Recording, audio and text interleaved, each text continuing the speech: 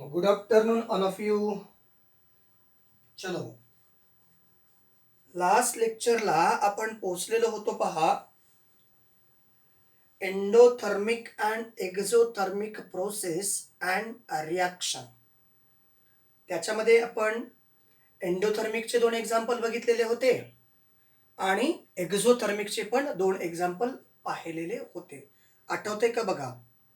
एंडोथर्मिकचे, endo म्हणजे काय? जो हीट ॲब्सॉर्ब करतो. Example, melting of ice. Heat absorb केल्यानंतर आईसचं कन्व्हर्शन वॉटरमध्ये होतं. एक एक्झाम्पल. दुसरं एक्झाम्पल आपण बघितलेलं होतं, dissolution of sodium hydroxide in water. एंडोथर्मिकचं एक्झाम्पल काय आहे बघा, dissolution of sodium hydroxide in water. हे कशाचं एक्झाम्पल आहे?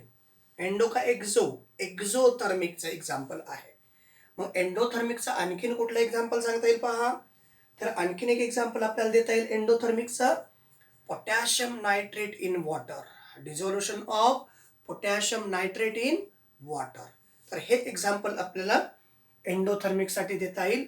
आणि एक्झोथर्मिकसाठी आणखीन एक एक्झाम्पल कुठलं देता येईल पहा, काय आहे? Condensation of water vapour into liquid water. Even water is converted into ice, हे सुद्धा एक्झाम्पल आपल्याला कंडेन्सेशन मध्ये देता येऊ शकतं. तर हे एक्झाम्पल आपण लास्ट लेक्चरला बघितलेलं आहे. आज आपल्याला to carry out the endothermic and exothermic रिॲक्शनचा ट्राय दिस दिलाय. ट्राय दिस, प्रयोग करा. ट्राय दिस, करू प्रयोग. Try this. याच्यामध्ये कोणता प्रयोग आहे? तर त्याच्यासाठी केमिकल्स कुठले कुठले आहेत? Potassium nitrate, sodium hydroxide and water. Potassium chemicals, potassium nitrate, याला म्हणायचं KNO3. त्याचबरोबर sodium hydroxide, sodium hydroxide NaOH. आले का इथेपर्यंत? हे 2 केमिकल्स लागणारे आहेत. आणखीन लागणारे वॉटर. आणखीन काय लागणार आहे? वॉटर. कारण हे सगळे याच्यामध्ये डिझॉल्व करणार आहोत. वॉटरचा मॉलिक्युलर फॉर्म्युला H2O. हे 3 कन्स्टिट्युएंट लागणारे आहेत. त्याचबरोबर 2 प्लास्टिकच्या बॉटल, मेजरिंग सिलेंडर आणि thermometer. 2 plastic bottle, 2 plastic bottle, त्याचबरोबर मेजरिंग सिलेंडर आणि थर्मोमीटर हे पण लागणार आहे. आता हे कशासाठी लागणार आहे त्याच्याबद्दल, म्हणजे ही जी रिॲक्शन आहे त्याच्या अगोदर पण आपण बघितलेलं आहे. आठवते का बघा? आताच लास्ट लेक्चरला आपण पाहिलेलं आहे, dissolution of sodium hydroxide. Dissolution of sodium hydroxide कोणती रिॲक्शन आहे? एक्झो. आणि डिझॉल्युशन ऑफ पोटॅशियम नायट्रेट कोणती रिॲक्शन आहे? एंडो. बरोबर ना? एक्झाम्पल बघितलेत आपण. डिझॉल्युशन ऑफ पोटॅशियम नायट्रेट कोणती रिॲक्शन आहे? एंडो. आणि डिझॉल्युशन ऑफ सोडियम हायड्रॉक्साईड कोणती रिॲक्शन आहे? एक्झो. बरोबर ना? आता ह्याचा एक ट्राय त्यांनी प्रॅक्टिकली केलेला आहे, ते आपल्याला फक्त सांगायचं आहे. क्लिअर? हे जे प्रॅक्टिकली केलेलं आहे ते आपल्याला फक्त आणि फक्त काय करायचं ते सांगायचंय. 2 प्लास्टिकच्या बॉटल घेतल्या. 2 प्लास्टिकच्या बॉटल का घ्यायच्या? कारण या ज्या प्लास्टिकच्या बॉटल आहेत त्या काय करतात? नॉन कंडक्टिंग असतात, इन्सुलेटर असतात. मान्य आहे ना? म्हणजे आतली हीट काय बाहेर टाकत नाहीत आणि बाहेरची हीट आतमध्ये घेत नाहीत. म्हणून त्या प्लास्टिकला काय म्हणतो आपण? इन्सुलेटर. मग आपण प्लास्टिकच्या बॉटल घेतल्या. ही एक प्लास्टिकची बॉटल आणि ही दुसरी प्लास्टिकची बॉटल घेतल्या. ओके. पुढं काय सांगितलंय? या 2 प्लास्टिकच्या बॉटलमध्ये 100 ml वॉटर घ्यायचं. प्लास्टिकची बॉटल नंबर ए, प्लास्टिकची बॉटल नंबर बी. तुम्ही काही म्हणू शकता, 1 म्हणू शकता, 2 म्हणू शकता. असं काही कंपल्सरी नाही हेच म्हणलं पाहिजे, मी म्हणतो तेच म्हणलं पाहिजे. तुम्ही याला नाव देऊ शकता, त्याला नाव देऊ शकता, असं काही कंपल्सरी नाही. प्लास्टिकची बॉटल ए, प्लास्टिकची बॉटल 2, ही पहिली ही दुसरी. या दोघांमध्ये काय करायचं आहे, 100 ml वॉटर घ्यायचं आहे. हे घेतलं 100 ml H2O पहिल्या बॉटलमध्ये. दुसऱ्या बॉटलमध्ये पण काय केलं, 100 ml H2O घेतला. दुसऱ्या बॉटलमध्ये सुद्धा, दुसऱ्या बॉटलमध्ये 100 ml H2O. आता पहा, जे काही वॉटरचं टेम्परेचर आहे ते टेम्परेचर रूम टेम्परेचर इथं पण आणि इथं पण. मग पहिल्या बॉटलमध्ये, पहिल्या प्लास्टिक बॉटलमध्ये काय करायचं आहे, पहिल्या प्लास्टिक बॉटलमध्ये काय करायचं आहे, KNO3 ऍड करायचं आहे. KNO3 म्हणजे पोटॅशियम नायट्रेट पहिल्या बॉटलमध्ये ऍड करायचं आहे. केला. आता तुम्हाला माहिती आहे काय होते ते. कोणती रिॲक्शन आहे, potassium nitrate dissolve in water. कोणती रिॲक्शन आहे, एंडोथर्मिक. लिहिलंय आपण तिकडे ऑलरेडी. फक्त आता काय होतंय ते कॅरी करायचं, म्हणजे सॉरी चेक करायचं आहे. मग हे ऍड करण्या अगोदर आणखीन एक छोटासा कन्सेप्ट या ठिकाणी मांडतो मी. काय करायचं, हा ऍड करण्या अगोदर याच्यामध्ये थर्मामीटर ऍड करायचा.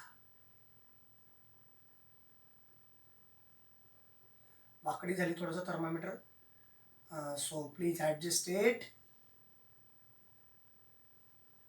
हा थर्मामीटर याच्यामध्ये ऍड केला. कशासाठी, तर टेम्परेचर मेजर करण्यासाठी थर्मामीटर याच्यामध्ये ऍड केला. आणि याच्यामध्ये सुद्धा थर्मामीटर ऍड केलेला आहे.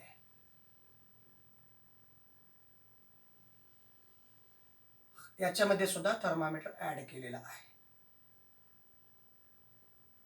ओके. का बरं, कारण कुठलाही केमिकल ऍड करण्या अगोदर वॉटरचं टेम्परेचर मेजर केलं.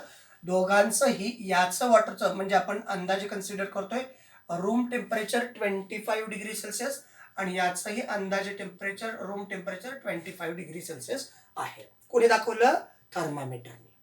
मग याच्यामध्ये आपण, या फ्लास्क ए मध्ये आपण काय केला, पोटॅशियम नायट्रेट ऍड केला. पोटॅशियम नायट्रेट ऍड केल्यानंतर, पोटॅशियम नायट्रेट जे ऍड केल्यानंतर काय व्हायला लागलं, हे जे टेम्परेचर आहे 25चं 24 मध्ये कन्वर्ट झालं. 25 डिग्री सेल्सिअसचं 24 डिग्री सेल्सिअस मध्ये कन्वर्ट झालं. म्हणजे याचं टेम्परेचर काय झालं, कमी झालं. या सोल्युशनचं टेम्परेचर काय झालं, कमी झालं. याचा अर्थ ते बाहेरून काय घेणार आहे, हीट ऍब्सॉर्ब करणार आहे. टेम्परेचर कमी झालं त्याच्यामुळे बाहेरची हीट याच्यामध्ये ऍड केली जाणार आहे. लक्षात येते का, या सोल्युशनचं टेम्परेचर, जेव्हा हा वॉटर होता सॉल्व्हंट, याच्यामध्ये ऍड काय केला, पोटॅशियम नायट्रेट. अगोदरचं टेम्परेचर, ऍड करण्यापूर्वीचं टेम्परेचर 25 डिग्री सेल्सिअस. ऍड केल्यानंतर याचं टेम्परेचर काय झालं, डिक्रीज झालं. डिक्रीज झालं म्हणजे काय, बाहेरून हीट त्याच्यामध्ये काय होते, ऍड होते. टेम्परेचर ऍड, बघा ना थोडंसं काळजीपूर्वक पहा. कधी समुद्र सपाटीवर किंवा समुद्राच्या किनारपट्टीवर संध्याकाळी वारे वेगाने वाहतात. का वाहतात, संध्याकाळी वारे वेगाने वाहतात. का वाहतात, कारण समुद्र सपाटी म्हणजे समुद्राचं जो किनारपट्टी आहे, समुद्राच्या पाण्याची दिवसभर वाफ होते.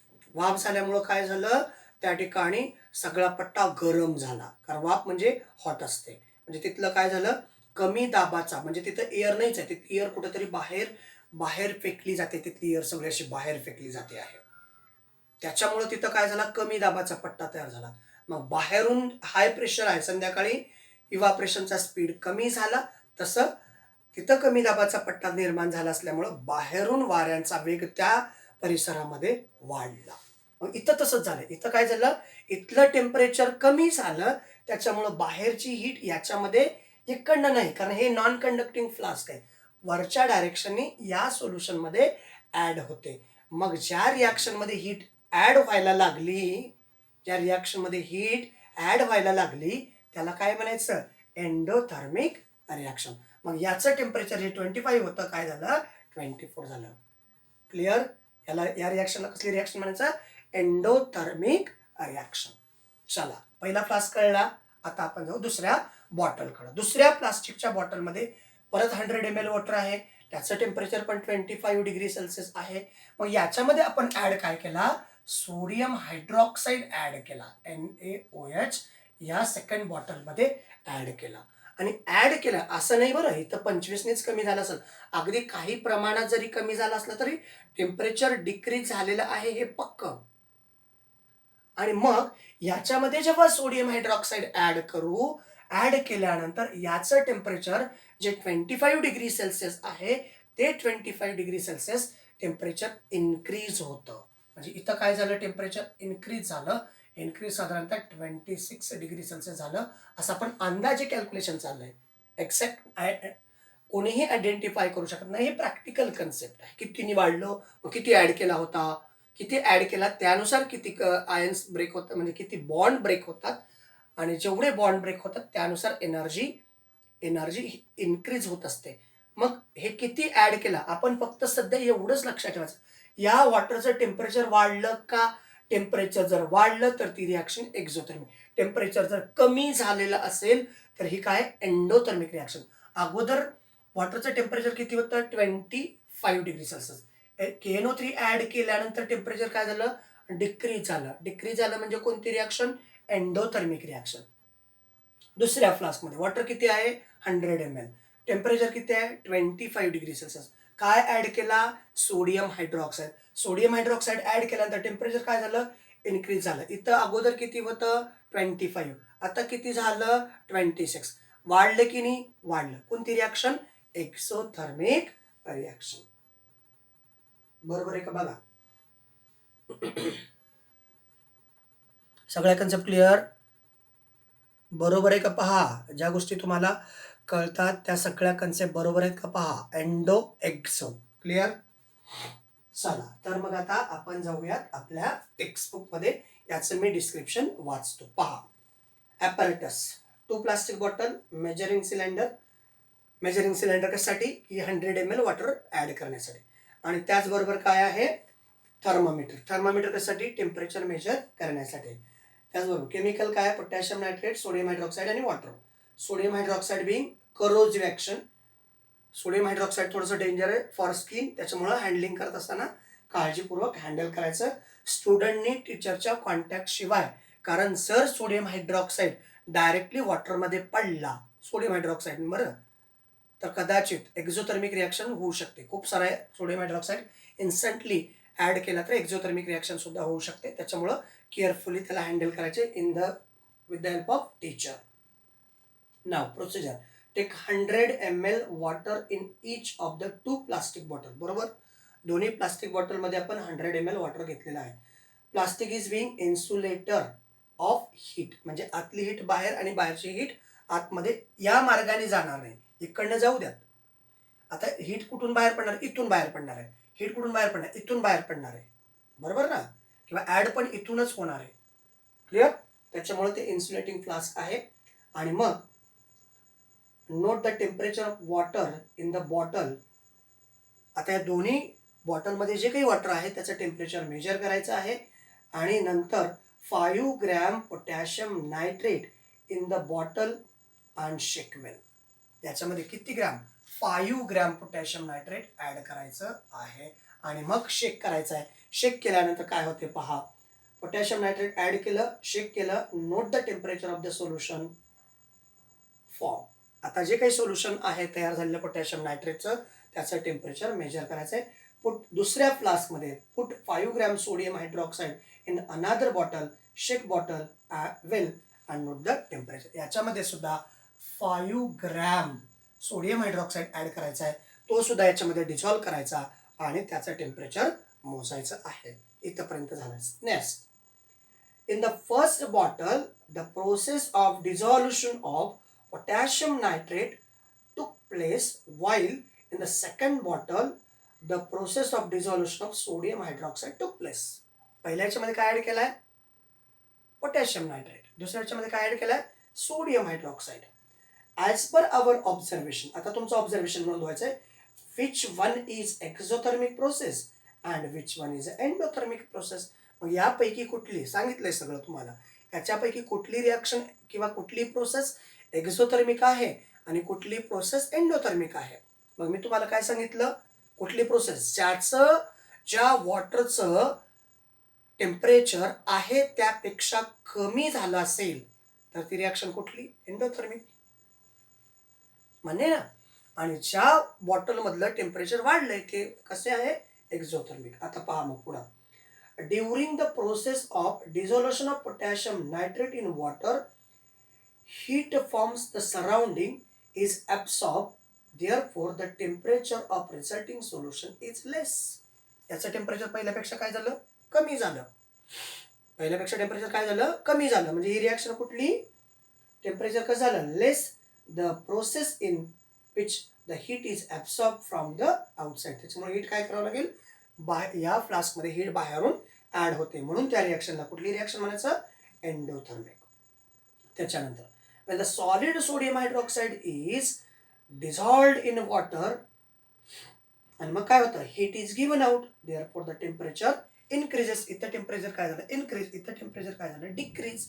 आणि म्हणून या रिॲक्शनला काय म्हणायचं, the given process is called exothermic reaction. का, because heat is given out.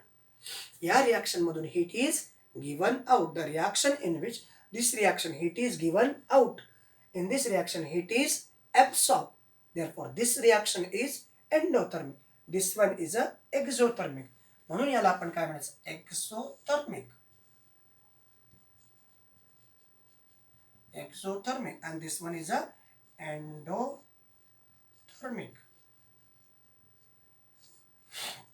Clear, कोई शंका है, कोई शंका, चलो आगे चलेंगे. आले इथपर्यंत काही शंका आहे का. तर आणखीन काही एक्झोथर्मिक आणि एंडोथर्मिकचे एक्झाम्पल दिलेले आहेत. Endothermic reaction and exothermic reaction म्हणजे या ठिकाणी एक्सचेंज ऑफ हीट होते, exchange of heat in a chemical reaction as well.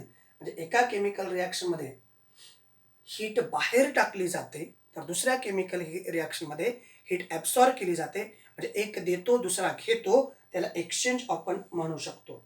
Accordingly some chemical reaction are exothermic while other are endothermic. During exothermic chemical reaction, heat is given out किंवा given away when the reactant is transformed into the product. म्हणजे रिॲक्टंटचं प्रॉडक्टमध्ये transformation होत असताना बऱ्याच chemical रिॲक्शनमध्ये heat absorb केली जाते, त्याला आपण endothermic reaction म्हणतो. आणि काही रिॲक्शनमध्ये हीट इमिट्स केली जाते, त्याला आपण, म्हणजे काही केमिकल रिॲक्शनमधून हीट बाहेर टाकली जाते, त्याला एक्झोथर्मिक रिॲक्शन असं म्हणतो. तर त्याचं एक्झाम्पल आहे CaCO3, CaCO3 plus heat is converted into CaO plus CO2. Last लेक्चरला आपण हे पण बघितलेलं आहे, जेव्हा एखाद्या, if any chemical reaction heat is represented as a reactant side. In the chemical reaction, heat is represented in a reactant side, therefore that reaction is called endothermic reaction. जर heat ही रिॲक्टंटच्या बाजूला रिप्रेझेंट केली असेल तर ती reaction endothermic आहे. आणि त्याचबरोबर calcium oxide is dissolved in water, त्यावेळेस काय करतो, calcium hydroxide and heat is given out. आता या ठिकाणी ही कोणती रिॲक्शन, ही कुठली रिॲक्शन, एक्झो. क्लिअर ना. एंडोथर्मिक मध्ये हीट कुठं असते, रिॲक्टंटच्या बाजूला, आणि एक्झोथर्मिक मध्ये हीट कुठं असते, प्रोडक्टच्या बाजूला. याच्यावरनं तुम्हाला एंडोथर्मिक किंवा एक्झोथर्मिक रिॲक्शन पटकन आयडेंटिफाय करता येऊ शकतात. क्लिअर, काय शंका आहे का बघा, एनी क्वेरीज, काही शंका आहे, नक्की चलो आगे चलते. एक्झोथर्मिक मध्ये हीट ही प्रॉडक्टच्या बाजूला असते, तर एंडोथर्मिक मध्ये हीट ही रिॲक्टंटच्या बाजूला असते. याच्यावरनं तुम्हाला एंडो किंवा एक्झो असं आयडेंटिफाय करता येतं.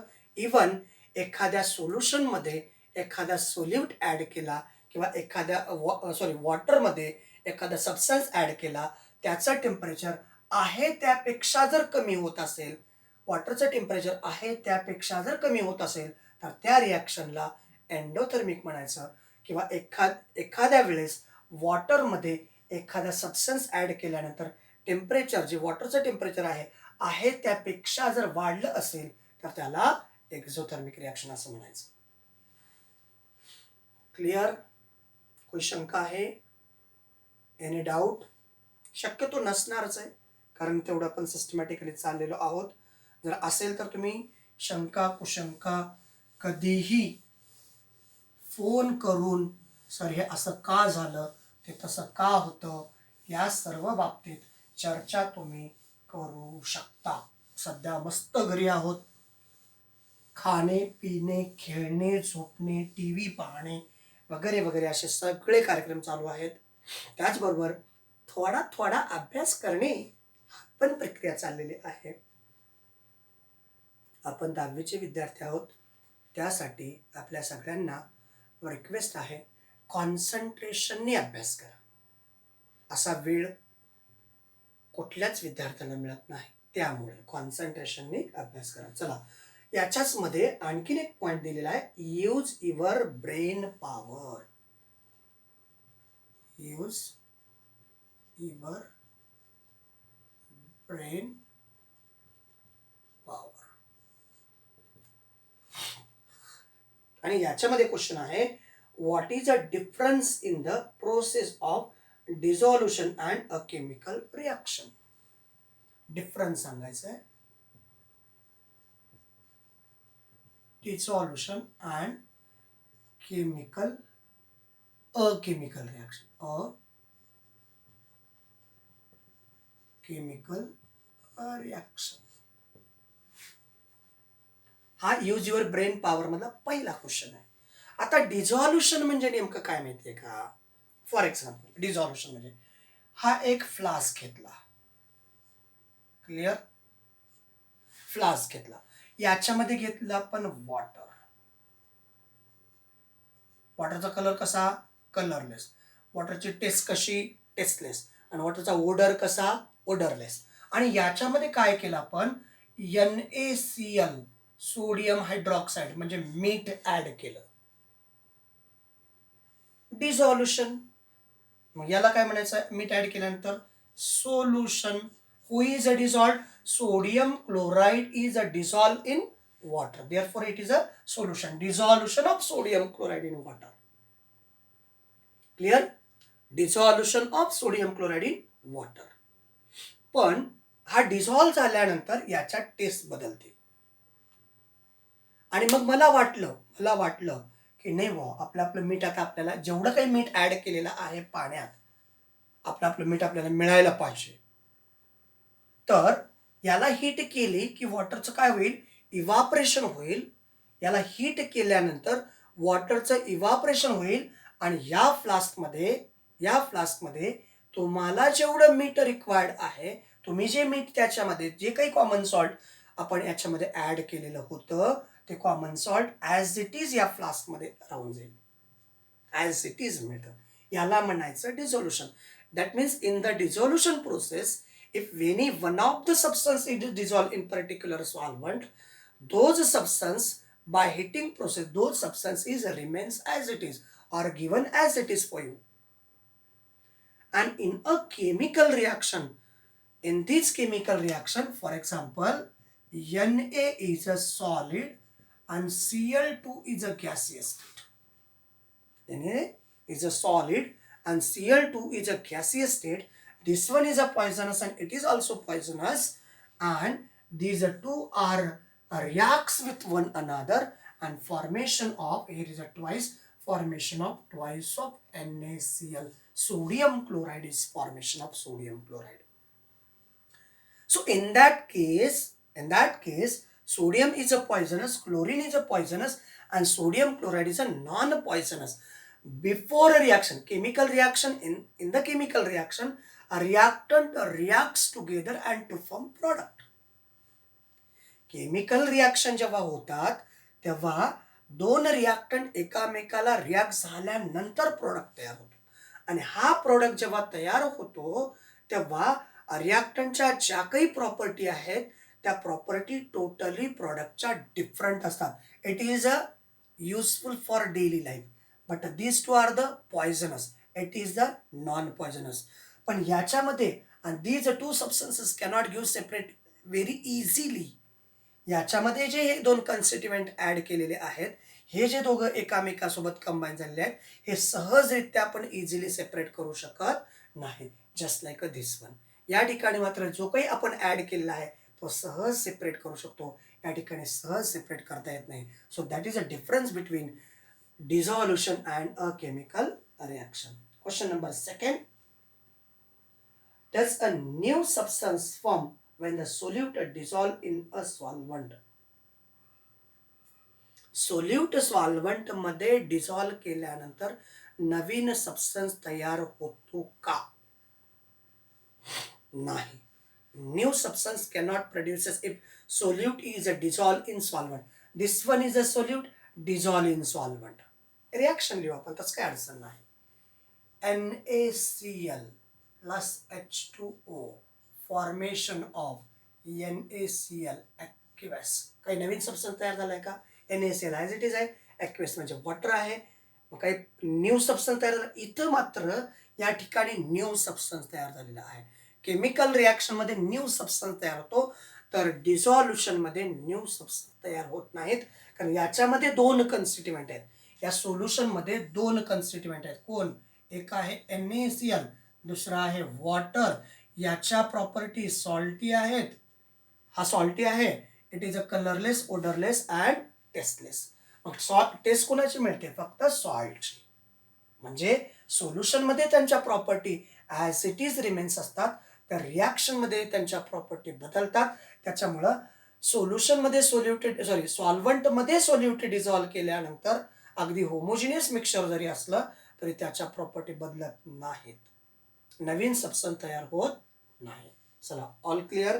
Use your brain power clear झाला का बघा? सगळ्या कन्सेप्ट क्लिअर झाल्या का पहा? यूज युअर ब्रेन पॉवर नुसार कन्सेप्ट क्लिअर झाल्या? काही शंका आहे का पहा?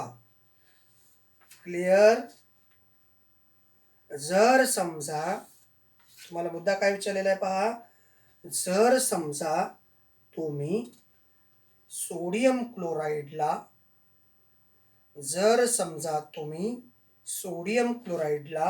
वॉटरमध्ये डिझॉल्व केल्यानंतर काही मिळतं का?